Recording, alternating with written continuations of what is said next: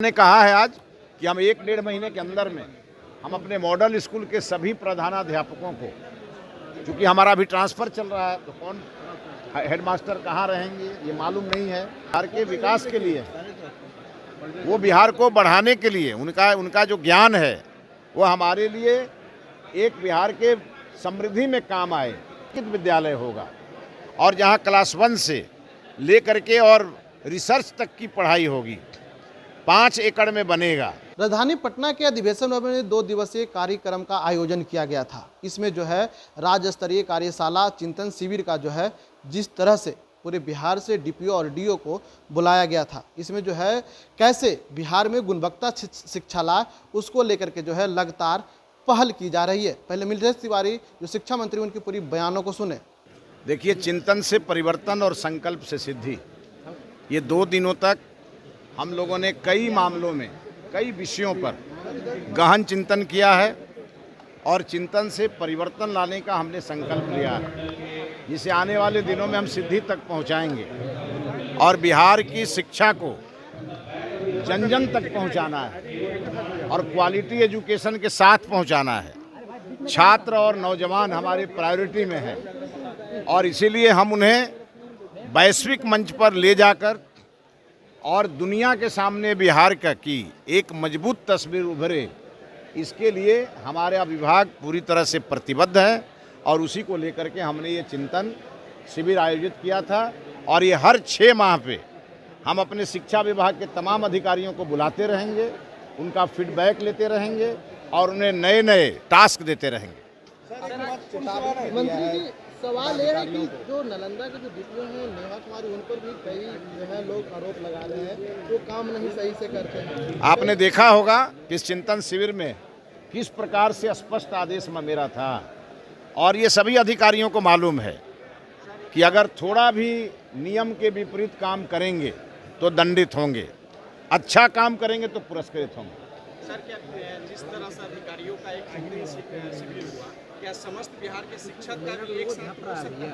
नहीं, एक साथ तो नहीं हो सकता क्योंकि 6 लाख शिक्षक हैं, लेकिन हमने कहा है आज कि हम 1-1.5 महीने के अंदर में हम अपने मॉडल स्कूल के सभी प्रधानाध्यापकों को, क्योंकि हमारा अभी ट्रांसफ़र चल रहा है तो कौन हेडमास्टर कहाँ रहेंगे ये मालूम नहीं है।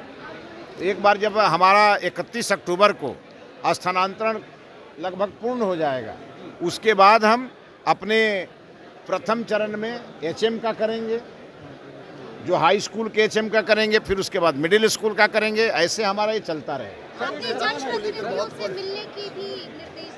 बिल्कुल, हमने कहा है कि जो हमारे एमएलए हैं, एमपी हैं, उनसे जाकर के हमारे डीओ डीपीओ बात करें, वहाँ कोई समस्या है तो उसका समाधान करने का प्रयास करें और उनके कुछ सुझाव हैं उसे लेकर के और बेहतर शिक्षा पद्धति को आगे बढ़ाने के लिए उसे भी इम्प्लीमेंट करें।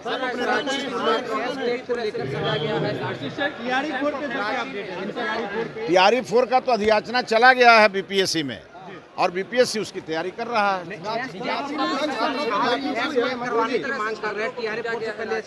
देखिए, ये हमारे लिए पीड़ा का विषय है। पटना में भी आपको याद होगा, जिस दिन मैं मंत्री पद के रूप में मैं कार्यभार संभाल रहा था, उसी दिन ये घटना हुई थी तो मैंने अपनी पीड़ा व्यक्त की थी। हमारे विद्यार्थी सफल होकर के कार्यालयों में बैठ करके बिहार के विकास के लिए, वो बिहार को बढ़ाने के लिए उनका जो ज्ञान है वो हमारे लिए एक बिहार के समृद्धि में काम आए। हमारे छात्रों पर लाठीचार्ज हो, ये हम कभी न सपने में सोचे थे और न हम लोग इसको पसंद करते हैं। आपने देखा होगा कि छात्रों के मामले पर हमारे प्रधानमंत्री जी खुद लाइव आए और उन्होंने उन्हें संतुष्ट करने का हर वो संभव प्रयास किया जो वो चाहते थे। वेतनमान किया जाएगा सर, वित्तरहित को वेतनमान किया जाएगा? नहीं, वो हम आगे देखेंगे। इसी चिंतन से जितने चीज़ें निकली है उस पर फिर मंत्रालय में बैठ के अधिकारियों के साथ उसकी समीक्षा करेंगे, फिर निर्णय लेंगे। हमने तो आपके सामने कहा कि जैसे ही स्थानांतरण खत्म होंगे, हमारा पूरा मंत्रालय गाँव में होगा, स्कूलों में विश्राम करेंगे और वहाँ के लोगों से स्कूल का फीडबैक लेंगे।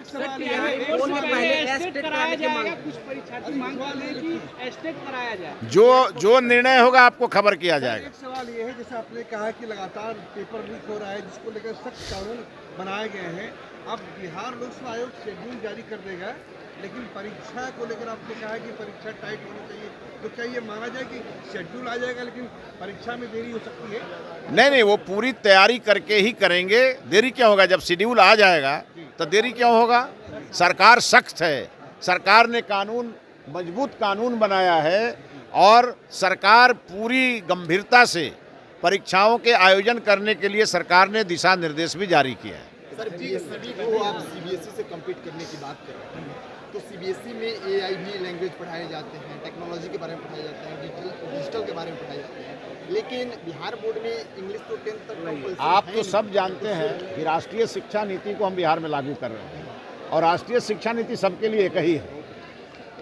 एआई के बारे में बच्चों को एकदम उसको करेंगे, लेकिन उस पर अभी हम विचार कर रहे हैं कि किस आयु वर्ग के बच्चों को हम एआई से मुलाकात कराएं। सर, जिला में 30 विद्यालय चुनने का ऑप्शन मिला था, लेकिन अंतर जिला में 30 विद्यालय चुनने का ऑप्शन नहीं मिला। आप निश्चिंत रहिए, शिक्षकों की कोई भी समस्या होगी उसका समाधान हम करते रहेंगे। गर्दनी बाग में लगातार पिछले 6 दिन से अनशन पर बैठे हुए हैं छात्र, क्या मिलने के लिए जाएंगे उनसे? हमने तो अपने ऑफिस में सबको आमंत्रित किया हुआ है और हमने संवाद के सब रास्ते खोले हैं, और उसके बाद अगर बिना हमसे संवाद किए कोई जाके धरना पर बैठ गया तो मैं क्या करूं? सर, बक्सर में आप एक और स्कूल का शुरुआत करने जा रहे हैं। हमने कहा कि संस्कृत शिक्षा हमारी छूट गई है बिहार में, इसीलिए हमने गुरुकुलम विद्यापीठ, जो पूरी तरह से समेकित विद्यालय होगा और जहां क्लास 1 से लेकर के और रिसर्च तक की पढ़ाई होगी, 5 एकड़ में बनेगा, 5 एकड़ में एक विद्यालय बनेगा, और वहां पहले उसको हम बढ़िया से शुरू करेंगे और फिर उसको हम आगे बढ़ाएंगे, सभी प्रमंडलों तक ले जाएंगे, और जहां वेद और विज्ञान और कौशल साथ साथ चलेगा और गुरु शिष्य परंपरा को हम वहाँ स्थापित करेंगे। मदरसा को भी आगे बढ़ाएंगे। बिल्कुल, मदरसा, जो मदरसे बिहार में हैं और जो अच्छा काम कर रहे हैं उनकी पीठ थपथपाएंगे, और जो गड़बड़ होंगे उनको अलर्ट करेंगे, और किसी भी मदरसे में राष्ट्रवाद को बीच में रख के ही पढ़ाई होनी चाहिए, और कहीं से कोई शिकायत आएगी तो फिर हम तलब भी करेंगे। तो आपने सुना, मिथिलेश तिवारी ने साफ तौर पर कह दिया कि देखिए, जिस तरह से जो है मदरसा हो, प्राथमिक विद्यालय हो या फिर सरस्वती विद्या मंदिर जो हो, सभी को एक साथ जो है लेकर चलने के लिए बिहार सरकार काम करेगा। इंशाल्लाह लाइव के लिए पटना से ब्रजेश कुमार।